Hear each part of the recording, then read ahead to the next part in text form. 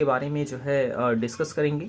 दिल्ली सल्तनत क्या था, कितने वंश इसमें आए, उन सभी बारे में जो इम्पोर्टेंट फैक्ट हैं वो सभी हम डिस्कस करेंगे।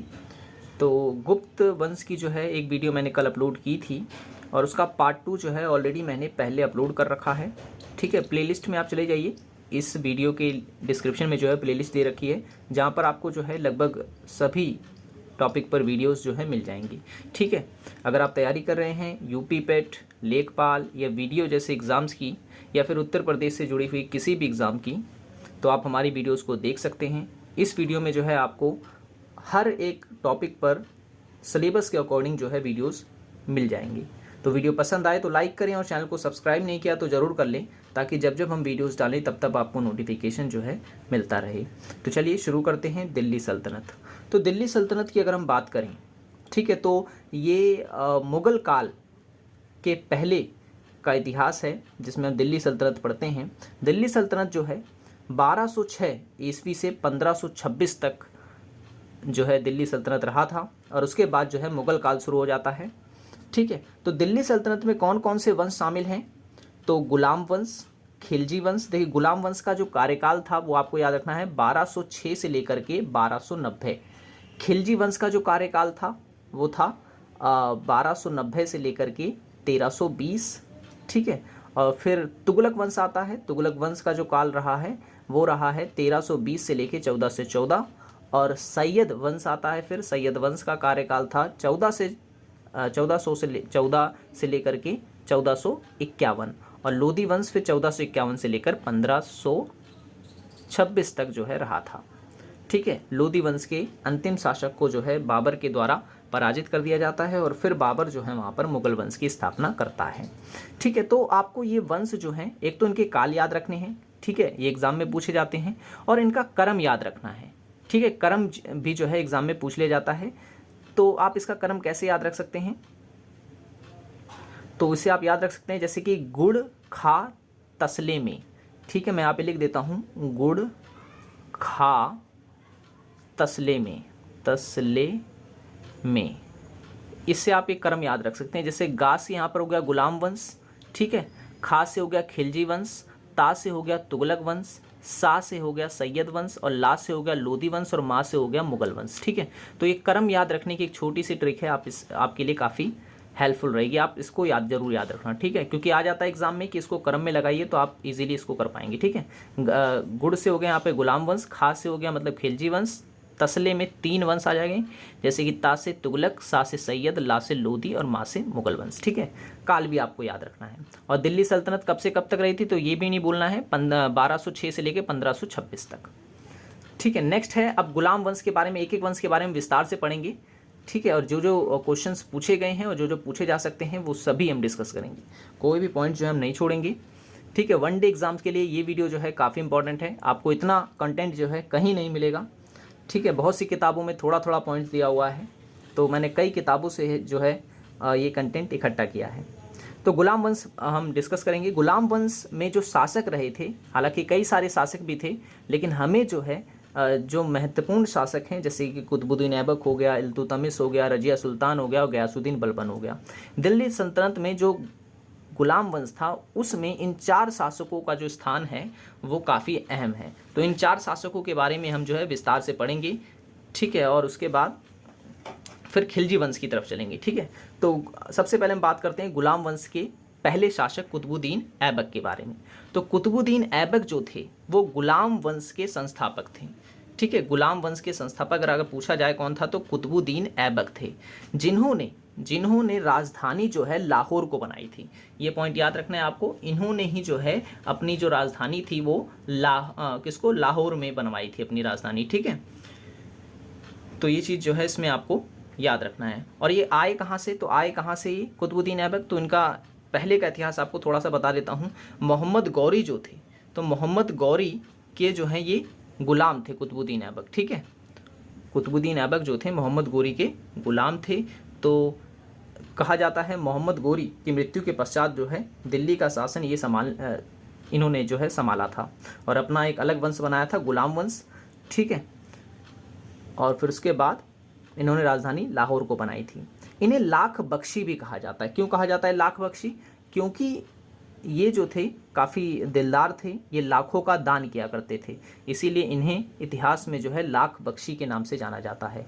कुरान खां भी इन्हें कहा जाता है कुरान जो है बहुत ही अच्छे सुर में पढ़ते थे ये, इस कारण इतिहास में इन्हें कुरान खां भी कहा जाता है।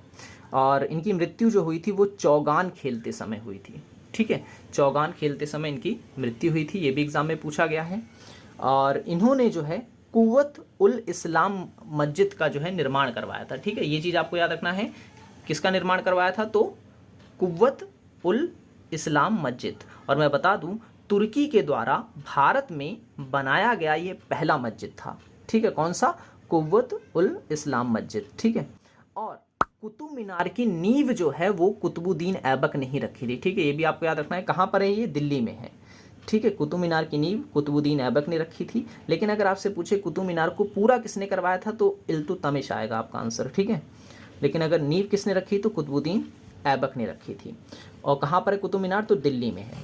2.5 दिन का झोपड़ा जो कि अजमेर में है, इसका निर्माण भी जो है कुतुबुद्दीन ऐबक ने ही करवाया था, ठीक है। तो इतनी चीज़ जो है आपको याद रखनी है कुतुबुद्दीन ऐबक के बारे में। अब बात करते हैं इल्तुतमिश की। इल्तुतमिश का जो कार्यकाल था वो एग्जाम में पूछा जाता है, इसलिए मैंने लिख दिया है 1210 ईस्वी से लेकर 1236 ईस्वी तक जो है इल्तुतमिश का कार्यकाल था, यानी दिल्ली सल्तनत के उस समय राजा इल्तुतमिश थे। अब ऐबक का दामाद कहा जाता है इन्हें, क्योंकि ऐबक जो थे कुतुबुद्दीन ऐबक, उन्होंने अपनी पुत्री का जो विवाह है वो इल्तुतमिश से कर दिया था, ठीक है। गुलामों का गुलाम भी कहा जाता है इल्तुतमिश को, ठीक है, क्योंकि ये जो थे ये कुतुबुद्दीन ऐबक के गुलाम थे इल्तुतमिश, ठीक है। और कुतुबुद्दीन ऐबक किसका गुलाम था? तो मोहम्मद गोरी का।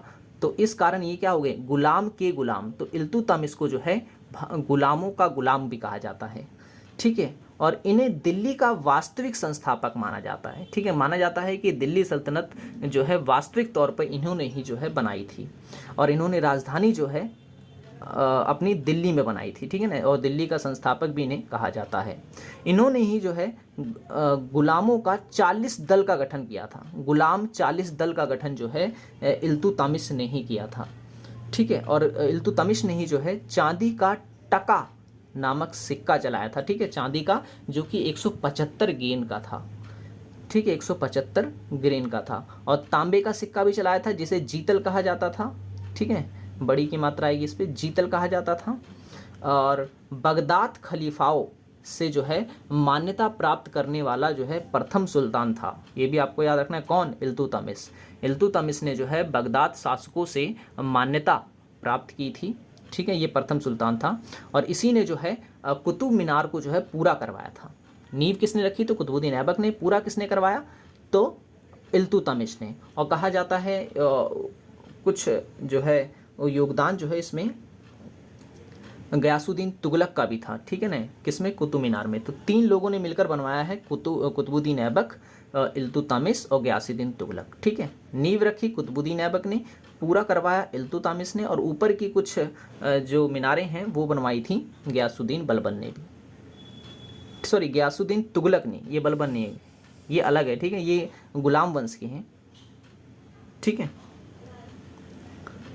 ओके। अब बात करते हैं कुतुब मीनार। अच्छा, ये तो बता दिया मैंने। सुल्तानगढ़ी का मकबरा किसने बनाया था? सुल्तानगढ़ी का मकबरा जो है ये बनवाया था इल्तुतमिश ने ही, ठीक है। और इल्तुतमिश का मकबरा जो है ये इसने स्वयं बनवाया था, ये भी याद रखना है। बात करते हैं रजिया सुल्तान की, ठीक है। इल्तुतमिश की मृत्यु के पश्चात जो है उनकी पुत्री रजिया सुल्तान जो है शासिका बनी थी। लेकिन कहा जाता है कि जब इल्तुतमिश की मृत्यु हुई थी तो उसकी गद्दी पर, ठीक है, उसकी गद्दी पर उसका पुत्र बैठा था जो कि अयोग्य था, ठीक है, अयोग्य था।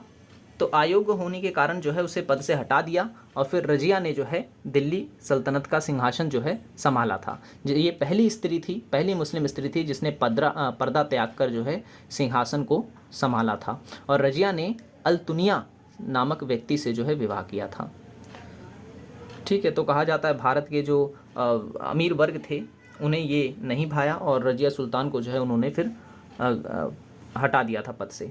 फिर आए हैं बलबन। बलबन आए थे। बलबन जो थे इनका कार्यकाल जो था वो था 1265 से लेकर 1287 ईस्वी तक, ठीक है, 1265 से 1287 ईस्वी तक। और इन्होंने जो है लगभग 20 वर्ष तक जो है शासन किया था।